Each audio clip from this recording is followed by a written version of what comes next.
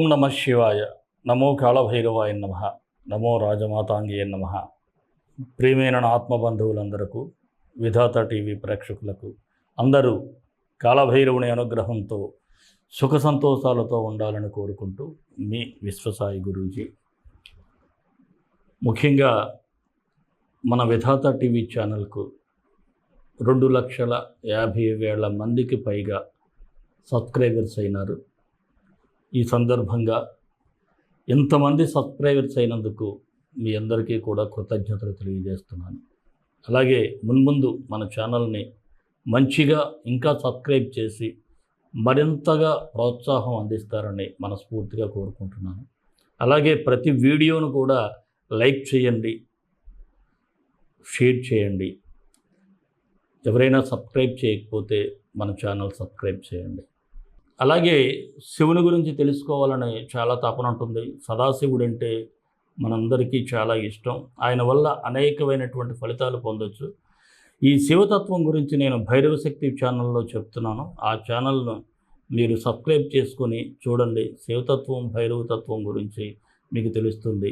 ఆ శివతత్వంలోని భైరవాన్ని ఆరాధిస్తే ఎన్ని అద్భుత ఫలితాలు వస్తాయో దీన్ని సైంటిఫిక్గా కూడా చెప్తున్నాను. ప్రతి ఒక్కరూ కూడా భైరవశక్తి ఛానల్ లింక్ని ఇక్కడ డిస్క్రిప్షన్లో ఇవ్వటం జరుగుతుంది. అందరూ చూడండి. మరొక మాట, జ్యేష్ఠమాసం, జ్యేష్ఠ శుద్ధ పౌర్ణమి, ఏరువాక పౌర్ణమి అంటారు. ఈ పౌర్ణమిని అంటే రైతు దుక్కు దున్నడానికి ముహూర్తం నిర్ణయించేటువంటి వేళ. ఆ రోజే ఏరువాక అంటే రైతు దున్నటం ప్రారంభిస్తారు. ఇది రైతుల పండగ. అందుకే రైతన్నలందరికీ కూడా నా శుభాకాంక్షలు. మీ అందరికీ కూడా ఈ ఏడాది మంచి పంటలు పండాలని ఆ భైరవుని ప్రార్థిస్తూ ఉన్నాను.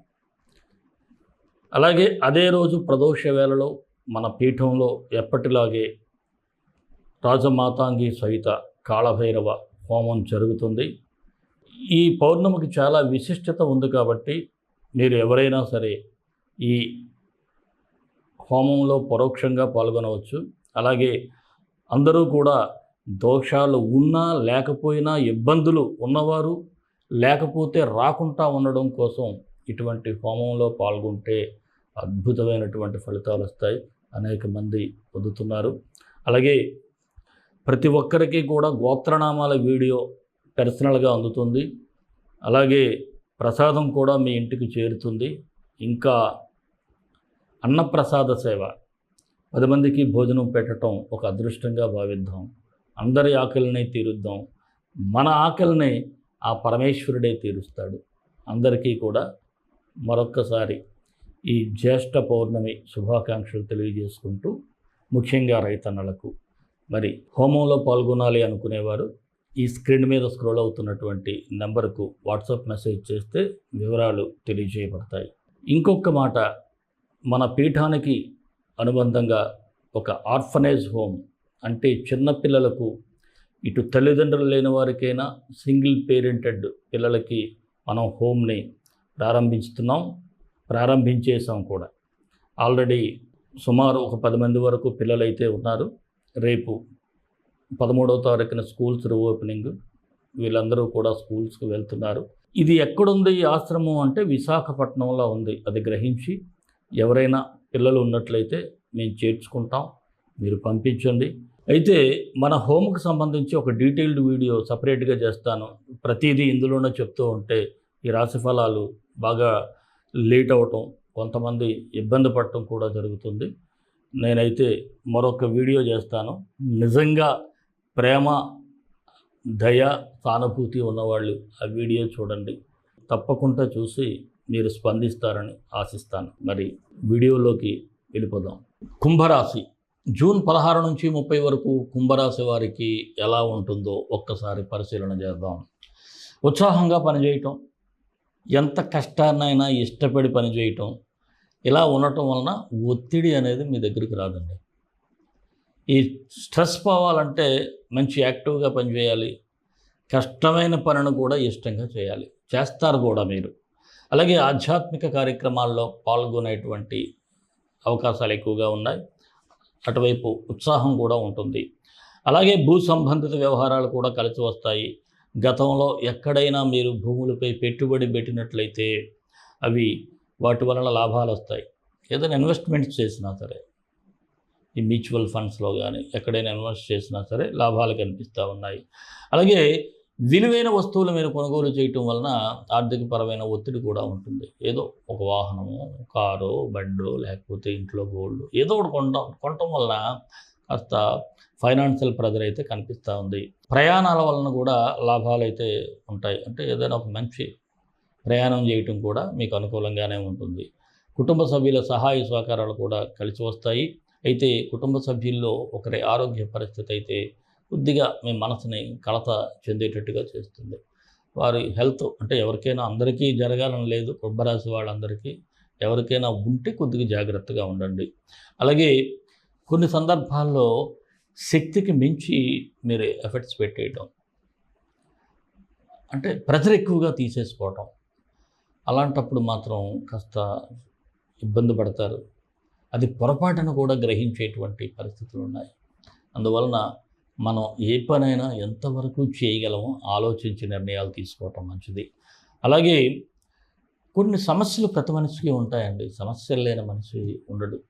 ఎక్కడో చిన్న చితుకు ఈ కుంభరాశి వారు ప్రమాదకరమైనటువంటి నిర్ణయాలు తీసుకునేటువంటి పరిస్థితులు కనిపిస్తూ ఉన్నాయి. పనికిమాలిన సమస్యలను కూడా భూతద్దంలో ఊహించుకోవటం, దీనివలన చిన్న ప్రెజర్ అయితే కనిపిస్తూ ఉంటుంది. ఏదో రాంగ్ డెసిషన్స్ తీసుకునే అవకాశాలు ఉంటాయి. జాగ్రత్తగా ఉండాలి. రుణ ప్రయత్నాలు అయితే ఫలిస్తాయి. అనుకూలంగా ఉంది. రుణం ఏదైనా అప్పు కూడా పుట్టే పరిస్థితి అయితే ఉంది. కానీ నిరుద్యోగులకైతే ఎక్కడో దగ్గర ఆటంకాలు, మీరు ఆన్లైన్లో అప్లికేషన్ పెట్టినప్పుడు, ఇంటర్వ్యూకి అటెండ్ అయినప్పుడు ఇలాంటివి కనిపిస్తూ ఉన్నాయి. కాస్త నిదానంగా కేర్ఫుల్గా ఉండాలి. అప్లికేషన్ పెట్టేటప్పుడు కూడా అన్నీ చూసుకోవాలి. అలాగే రాజకీయ రంగం వారికైతే కాస్త ఊరటగా ఉంది. ప్రస్తుతం ఉన్న ప్రతికూల పరిస్థితులు అనుకూలంగా మారటం కూడా మొదలవుతుంది. మీరు ఎక్కడైతే ఇబ్బంది పడతారో అక్కడి నుంచి మళ్ళీ ఊపు అందుకుంటుంది మీ మీద. అలాగే ఉద్యోగస్తులు కూడా ఆవేశంలో నిర్ణయం తీసుకోవటం వలన సంజాయిషీలు ఇచ్చుకునే పరిస్థితి. అధికారులు ఏదైనా సోకాజ్ నోటీసులు కూడా మీకు ఇచ్చే అవకాశాలు ఉంటాయి. లేదు నార్మల్గానైనా సరే ఎక్స్ప్లెయిన్ చేసుకోవాల్సినటువంటి పరిస్థితులు. కొద్దిగా నిదానంగా వ్యవహరించండి. అలాగే వ్యాపారస్తులకైతే యావరేజ్గా ఉంది. కస్టమర్లతో వ్యవహరించేటప్పుడు కాస్త సున్నితంగా ఉండాలి. అలాగే మీ కింద పనిచేసేవారు కూడా కాస్త జాగ్రత్తగా కస్టమర్లతో వ్యవహరించమని చెప్పండి. భాగస్వామ్య వ్యాపారస్తులు అయితే వారి వలన కూడా కొంత నష్టపోయే పరిస్థితి ఉంది. వారి యొక్క బిహేవియర్ కూడా కొంత ఇబ్బంది పెట్టడం వలన అక్కడ వ్యాపార సంస్థలు నష్టాలు వచ్చే పరిస్థితి ఉంది. ఆరోగ్యపరంగా చూసినట్లయితే వెన్నునొప్పి లేదా తలనొప్పి వంటి సమస్యలతో బాధపడాల్సి వస్తుంది. విద్యార్థులైతే ఎంత కష్టపడ్డా ఏదో తెలియని భయం మిమ్మల్ని వెంటాడుతూ ఉంటుంది. అయితే చివరకు మీరు కోరుకున్న కళాశాలల్లో సీట్లు లభిస్తాయి. భయపడాల్సినటువంటి అవసరం లేదు. టెన్షన్ పడిపోవలసినటువంటి అవసరం లేదు. ఈ కుంభరాశి వారికి గ్రహ సంచారాన్ని ఒకసారి చూస్తే కుజుడు, శుక్రుడు కూడా ఫలితాలనే ఇస్తున్నాడు. రవి, బుధుడు కొద్దిగా ప్రతికూలంగా ఉన్నాడు. మరి ఈ కుంభరాశి వారు ఏ పరిహారాలు చేసుకుంటే బాగుంటుంది చూద్దాం. కుంభరాశి వారికి మరిన్ని మంచి ఫలితాల కోసం విశ్వగురు సక్సెస్ మంత్రాలు పఠించండి, విజయాలు సాధించండి.